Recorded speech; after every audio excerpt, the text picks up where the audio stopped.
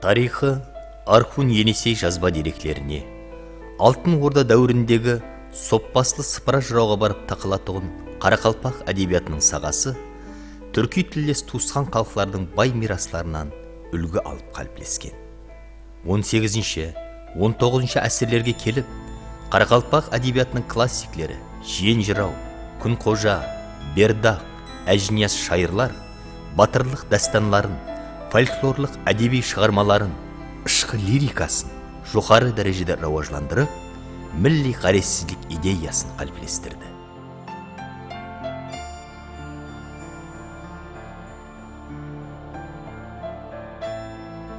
Жиырмаланшы әсірге келіп, қиын жәмиетлік сияси уақиғалар жүз берген дәуірлерде Қарақалпақ әдебиятының көрнеклі уәкілдері Аббас Шайыр Дабылов, Садық Шайыр Нұрымбетов, Нәжім Дауқараев, Асан Бегимов, Жолмырза Аймұрзаев, Тілеуберген Жұмамұратовлар дөретушілік жұмыстарын давам еттірген.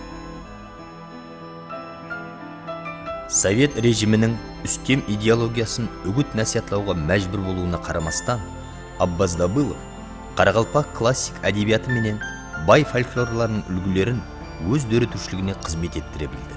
Әмде ауыздан ауызға өтіп жүретұғын әжайып қосықлар дөретті. Өзбекстан қаһарманы шайыр Ибраим Юсуповтың Европа әдебиеті үлгілері менен Қарақалпақ әдебиетінің бай үлгілерінен саға алған поэтикалық шығармаларын түркі тілдес халықтар тән алған болса, Өзбекстан қаһарманы Өзбекстан һәм Қарақалпақстан халық жазушысы Төлепберген Қайыпбергеновтың тарихи романлары Қарақалпақ миллетін дүнияға танытты.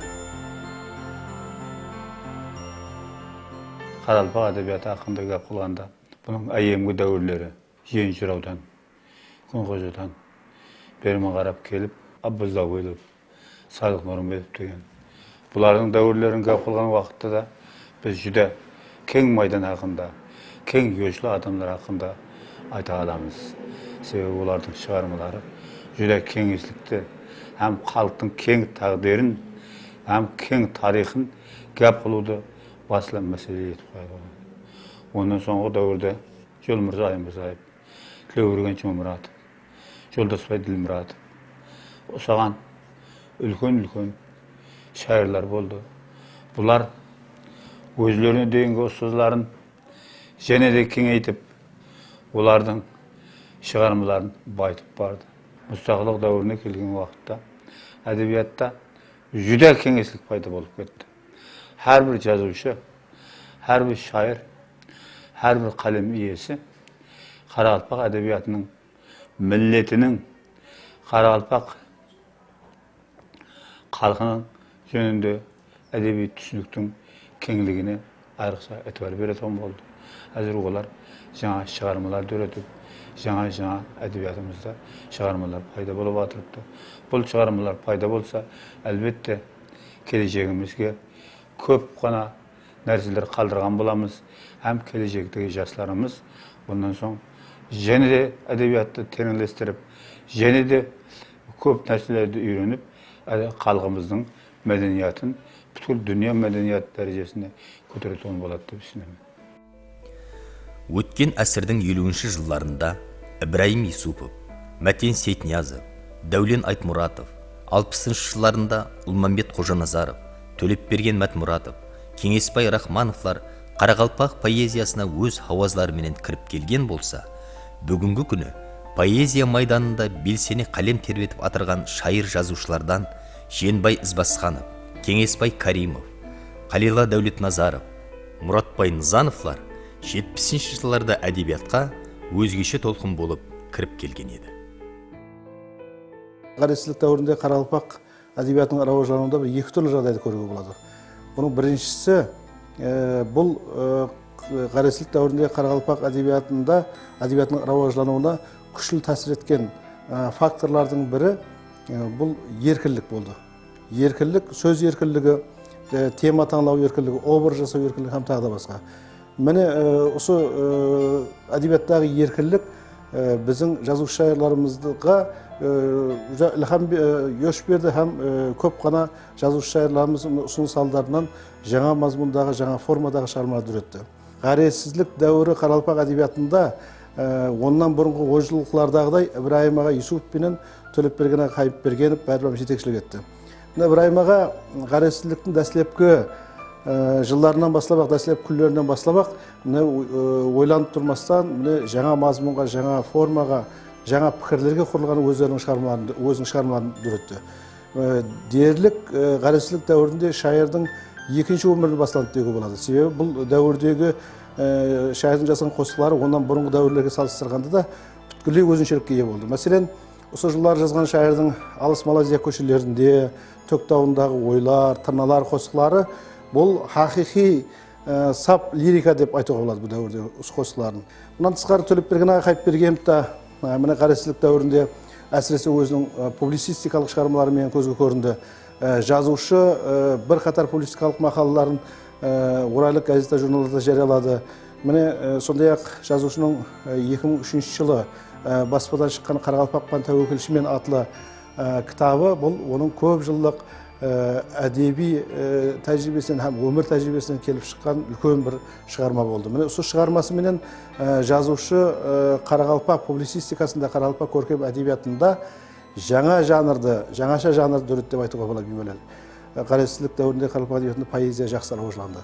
Міне бұл дәуірде Қарақалпақ шайырларынан Теңелбай Сәрсенбаев, Кеңесбай Рахманов, Жиенбай Ізбасқанов, Кеңесбай Карим, Қыметлы Айымбетов, Бақтияр Кенжемұратов, Қали Дәулетназаров, Набира Төрешева, Мінайхан Жұманзарова сияқты басқа да бірқанша шайырларымыз жүзі актив істеді бұл дәуірде. Қарақалпақстан халық шайыры Бердақ атындағы мемлекеттік сыйлықтың лауреаты Жиенбай Ізбасқанов лирик шайыр сипатында Қарақалпақ кітап оқушыларына кеңінен танылды. Шоманай районының алыс ауылында туылып өскен Жиенбайдың табиатпенен тілдесіп өскенлігі, мәусімлер алмасуы, әтраптағы құбылыс, ауыл пейзажы, балалықтағы туылған жер сағынышы оның табиат лирикасында өз сәуленелігін тапты. Оның өмір философиясы, мұхаббат темасында жазған қосықлары, рәң-бәрәң бояулары, жүректі қытықлайтуын оригинал теңеулері, терең мазмұны менен поэзия ықыласпентлерінің қызығушылығын өзіне бәнтлей алды. Қалем тербетіп кетірған жылдар ішінде Жиенбай Ізбасқанов мұхаббеттің алмас қырлары, өмірге құштарлық, мен күткен күн, мұхаббет лирасы атлы кітапларын баспадан шығарды. Бағасын білмеппіз, жасылық шағларда жылларды жылт еткен жайран етіппіз. Қалдырып кетті ол бізді дағларда, өмірді ат шапты майдан етіппіз. Балалық құлдырап құмлар үстінде, жасылығым бұл бұлақ шыңлар үстінде, бір өмір ағар деп ығбал үстінде, не бір жылға менен сайдан өтіппіз. Рехімсіз уақытты ұшқыр ат етіп, өткелдер рухын соңлау яд етіп, кімніңдір көңіліні бүтін шад етіп, кімніңдір көңіліні вайран етіппіз. Бәлкім Іскендердей болса шағымыз, бір-біреуге термеді нәпіміз, кішігіннің қамырындай ыдырап гәпіміз, гәді әр жиынды хайран етіппіз. Бүгін күз пасылының думаны ара сыңсып баратырған ғазба тырнама, өткен өмір зарпы өртіп мың бара, көңіл мүлкін айван жайван етіппіз. Соның менен бірге Жиенбай Ізбасқанов өмір бойы Қарақалпақстан әдебиеті һәмде баспа сөзінде минет етіп, кітап баспасының әдебиеттің рауажлануына салмақты үлес қосып келді. Инсан дүнияға не үшін келді? Өмірдің тикарғы мақсеті не? Не үшін инсан туылған жерге, ватанға, өздаллыққа барқұлла талпынып жасайды деген адамзатты терең ойлануға мәжбүр ететін сауаллар шайыр Кеңесбай Каримовтың поэзиясының тикарғы тематикасы десек қателеспейміз. Милли дәстүрлерімізге, Қарақалпақ тілінің афоризміне бай қашырымларына мәкан болған Шымбай ел атында туылып өскен Кеңесбай Каримовтың қосықлары терең мазмұны, өзіне тән бояулары менен өзгелерден ажыралып тұрады. Әзелден халына қайтар әр нәрсе, әррелер пал ізлеп ізіне қайтар. Хауада қанаты талған үйрек қаз, қаңқылдасып, шалқар көліне қайтар деп жырлағанындай, Оның 21 әсірдің дәслепкі жылларындағы шығармаларында халық поэзиясының рәуан һәм ғайры нағшын дәстүрлеріне қайтуы анық сезіледі.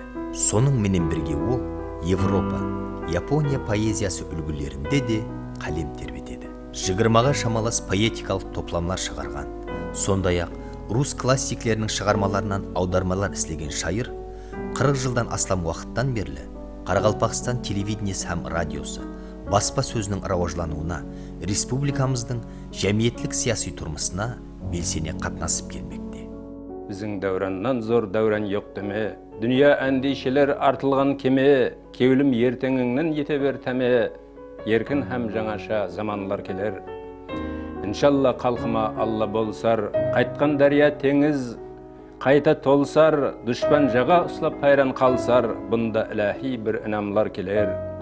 Әлемнің тірегі өзім дегеннің, халы қиын кісі хақын жегеннің, бәр хатурлыққа жол сілтегеннің, кеуіліне құйылып иманлар келер. Қалауыны тауып қарды жандырған, ықлас мехіріменен кеуіл қандырған, бүгінгі біздерді жолда қалдырған, сөз һәм іс шебері маманлар келер. Талай уақыт келер, яқшы һәм яман, дана қалқым бәрха ешағыл аман, кәрім текліп болсын паяндос саған, өзің барда еш һәм әлхамлар келер. Қарақалпақ әдебиетінің тарихында һәм дөретуші, һәм атқарушы бақсы шайырлар, қыссақан шайырлар бар екенлігін білеміз. Бердақ шайыр бақсы болса, Қазы Мәулік, Аббас шайырлар қыссақан еді. Бүгінгі Қарақалпақ поэзиясының белгілі уәкілі Қалила Дәулетназаров өзі дөреткен қосықларын өзі қыссақанлық жолына шебер атқару ұқыбы менен ажыралып тұрады.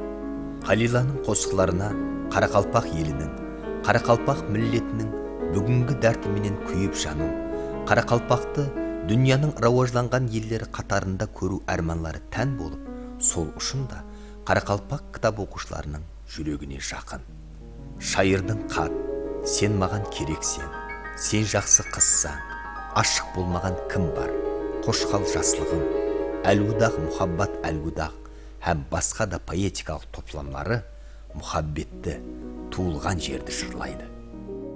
Ата бабаң теклі хасыл, әй бірадар көтер басың, күйіңлер мәртліклі пасын, қалқалқлығын етпек әрек, қызғыш кебе қорғап барды. Ұшырың алғыры сұңқарыды, жоққа жүйрік жетпес барды, қадіріне жетпек әрек, мұз қайнасын мұзлы болсын. Мәйлі шаңғыт тұзлы болсын, заман иман жүзлі болсын, ташвыш торын өтпек керек, шағылмасын шадлық тауы. Беккен болсын өмір бауы, жырғалып бақыт жасауы, жылдан жылға көшпек керек, ырыс несібі еселесін. Жолын дәуран кеселесін, елім ұғбал мәселесін, текте өзі шешпек керек, бүгін ұлы ұлыс күніе. Мың-мыңдыр әрмандыр күніе, аман жасап жан һәм дүние, қалқалқлығын етпек керек.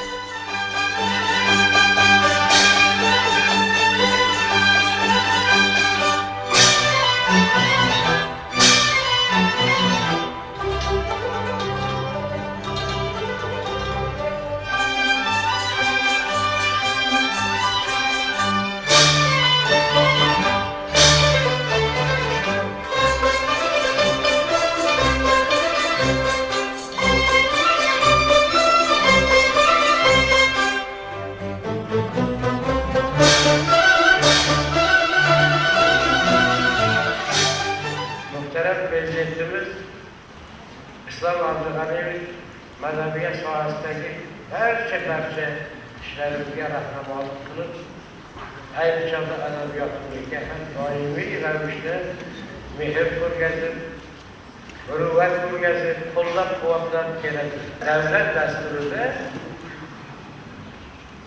Axşakül ilhamları kiritilgan. Yani memleketimizde mənəviyyat sahəsindəki siyasətini özgə xal meyvəsi sifətdə gözgə təşkil turur. Men Qaraqalpoq adabiyotini katta yo'lda borayotgan ulug' adabiyot deb bilaman doim. Doim shundoqni bilganmiz va hozir ham shundoq. Men bu adabiyotni ulug' vakillarini bilan savdosh bo'ldik. Afsuski mana shu yaqin kunlarda Ibrohim og'amiz Yusuf dunyoni tark etdi. Biz u kishiga rozimizorlik bilan, minnatdorlik bilan xizmatlari uchun hammamiz bosh egib kuzatdik. U o'lmaydigan shoir bo'lsa agar, mana shu zot bo'ladi. Bu zotning ajliyor, berdaqovalar, otalar qatoridagi shu silsilaga mansub shoirlardir.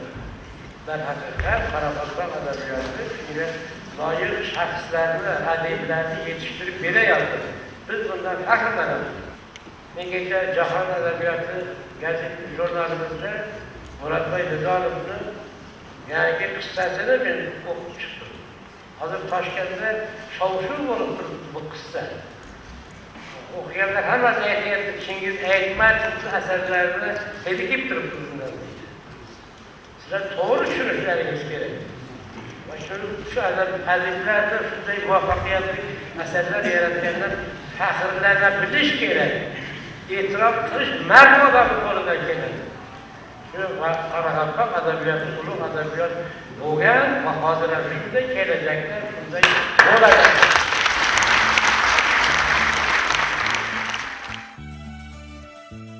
Көп қырлы дөретушілік талантқа ие Мұратбай Нызановты өзбек һәм Қарақалпақ кітап оқушылары сатирик жазушы деп таниды. Дегенменен Мұратбай Нызанов өз дөретушілігінде сатиралық шығармалар жазуменен шекленіп қалмады. Оның сценарий бойынша дәстепкі толық метражлы Қарақалпақ көркем фильмі танық суретке алынып, Бердақ атындағы мемлекеттік сыйлыққа мияссар болған еді. Зиялы оқушылар Мұратбай Нызановты сатирик һәм пародия шайыр сыпатында да тән алады. Оның сатиралық қосқылы кітабы баспадан шыққан, күнделікті баспасөзде жарияланып тұрады. Осы күнге шекем шығармалар жинағының 4 томлылығының 1-ші томын жарыққа шығарған Мұратбайдың 20-дан астам кітаплары оқушылар қолына барып жетті. Олардан «Ұсындайда болады», «Нышана», «Күлкім келді», «Бізге болмайды», «Жат жұрттағы 7 күн», «Арасын айтсам ұрады» атлы кітаплары оқушылардың сүйіклі мүлкіне айланды. Өзі әрқандай жәмиет алмасу дәуірінде әдебиетшілер үшін қатты сынақ басылады. 91 жылы өткен ғасырдың 91 жылы Өзбекстан өз ғаресіздігіне еріскеннен кейін енді бұрынғы социалистік реализм методы болмай қалды. Жаңа заманда, жаңа дәуірде жазушылар үшін сіз былай жазың деген көрсетпе болған жоқ. Ақиқи реализм арасын айтқанда енді пайда болды. Тема еркіндігі, жанр еркіндігі, жазу еркіндігі, сөз еркіндігі ақиқат жүзінде пайда болды. Бірақ бұл біздің 70 жылдан бері шаблонға үйреніп қалған қалем иелері үшін жүзде қиынға түсті. Соның нәтижесінде біразлар бұл талапты қойып кеткендер болды. Енді жаңа дәуірдің қаһарманы қандай болу керек? Бүгінгі күннің қаһарманы кім болу керек? Іспермен болу керек пе, фермер болу керек пе, ямаса басқа тараудың адамдары болу керек пе? Бұны әлбетте заманы өзі жаратады. Біз жазушылар, шайырлардың вазипасы соларды халық ішінен айыра білуіміз керек. Оларды жәмиеттен ажыратпаған халда көркем түрде сәулелендіруіміз керек. Мен көбірек жанрлық сыпатында өзімнің бейнелескен тарауым сатира юмор болғандықтан, бұл сатира юмордың алдына қойған мақсаты әрқандай дәуірде, әрқандай жәмиетте сол заманның іллетлерін көрсету, кемшілігін көрсету. Бұл демек тырнақ астынан кіргізу деген емес. Сол іллетлерді көрсету арқылы жәмиеттің рауаждануына өзінің үлесін қосып болып табылады. Кейінгі тарауда, кино тарауында «Танкі» деген киномыз пайда болды. Өзбекстан телевидениесі арқылы көрсетіліп жатырды. Жақында ғана «Ұры» деген жаңа комедияны істеп шықтық. Бұлар жақсы қабылданып жатырды. Бұлардан басқа түркше сатиралық журналдары, мультфильмдер көп қана менетлер істеліп жатырды. Мен ойлаймын, бұл менің жазушы сыпатында осы заманға аяқ қосып істеп жатырғаным шығар деп ойлаймын. Мінекей өткен ғасырдың 70-80 жылдарында драматургия қатты рауажданды. Бір жылда ондаған пьесалар қойылды. Lekin keyingi vaqtlarda сол Қарақалпақ драматургиясы көбірек бір жерде тұрып қалғандай, көбірек аудармалар кетіп жатырды. Әлбетте драматургтар жоқ емес, ол театр мен драматургтар арасындағы байланыстың азшылығы, оны өзіне тартудың жоқлығы себебінен болып отырды. Мен әлбетте соны қалар едім, біздің бүгінгі мінекей повесть жазып жатқан, роман жазып жатқан жазушыларымыздың қолынан әлбетте драма жазу қолынан келеді. Комедиялар жазу келеді. Жаңа заманның қаһарманын бүгінгі дәуірді сол сахна жүзінде көрсетуге көбірек итибар беруіміз керек. Бұл әлбетте біздің әрбіріміздің, қалем алған әрбір жазушының, әрбір шайырдың, драматургтың, ямаса театр тарауындағы режиссерлардың мойнында тұрған әдеулі вазифасы. Бұл әдеулі вазифаны атқаруға міндеттіміз. Сізбенен біз мәкан қылған бұл топырақта бәрі де бар. Егін ексең өре тұрған шөптерінде дәрі. Ғаресіздік жылларында Қарақалпақ әдебиятының белсенді жазушы менен шайырлары өз дөретпелерінде милли қадрият, халқымыздың өтміші, бүгінгі күні һәм келешегі жөнінде шығармалар дөретуде тынбай қызмет істемекте.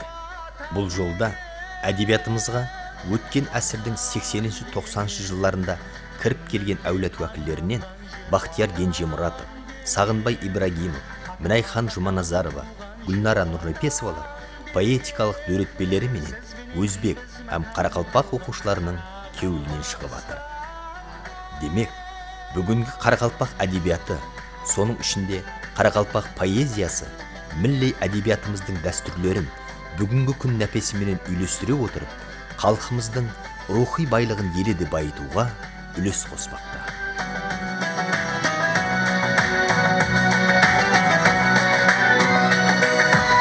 Сол жерде өсіп өніп қара шаңырақ ел болғанбыз. Ауыр минетіне көніп тіслеп қара ер болғанбыз. Дәрия еле толып тасып жағысына қайта теңіз. Сәл азырақ сабыр етің, сәл азырақ сабыр етің, бұл жер ерек зор болады. Ватан деген кіндіктен қан тамған жер, ватан деген ата-анадан туған жер, ватан деген сізбенен біз мәкан қылған Қарақалпақ